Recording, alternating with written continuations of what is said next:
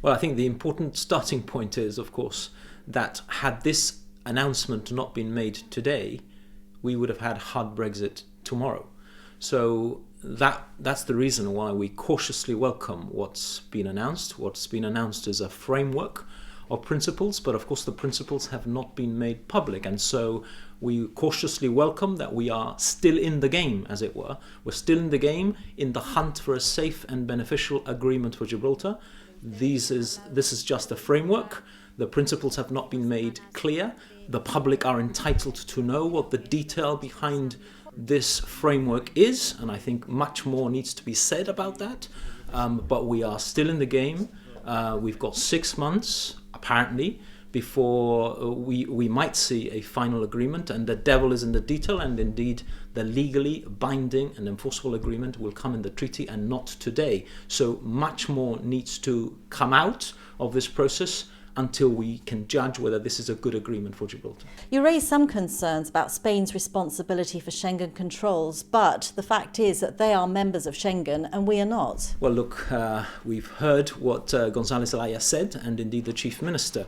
I would be concerned about what she said. She laid emphasis on several occasions during her press conference today about Spanish responsibility for things that are happening in Gibraltar. Again, we have not seen the detail of what the settled text and around which these announcements have been made today, and it's important that that settled text it becomes obvious. It will become obvious when and if a treaty between the EU and UK is hammered out in the next few months. It is important for us. One of our red lines is that there should be no concession for that affects our sovereignty, jurisdiction and control. So we would not want to see any kind of agreement that allows Spanish officers to exert jurisdiction and control in Gibraltar. Clearly, that is one of the things we've been saying for many, many months. We heard some information today about how there could be 2 entry points into Gibraltar, one controlled by Gibraltarian officials and the other by Frontex guards. Would that be acceptable to the GSD? Well, look, I mean, there needs to be, when you're applying the Schengen arrangements to Gibraltar, and again, we need to see the detail of that. What we are being told publicly is that side by side, the borders and coast guards will be there with Frontex officers engaging on different aspects of the controls, because, of course, the Schengen part needs to be done by EU officers. That is something we would have preferred electronic arrangements, but if you're going to have people on the ground, it should be Frontex. It should definitely not be Spanish officers or agents. We think that is an exertion of jurisdiction and control, which we would be against. Now, another aspect that would concern us, and again, we would need to see the detail of that, is from whose border guards are the Frontex officers going to be derived, because Frontex often in the past has derived its officers from different nation states. And so one of the questions that we would have is, where do the Frontex guards come from? There are 6 months in which to thrash out the details of this treaty.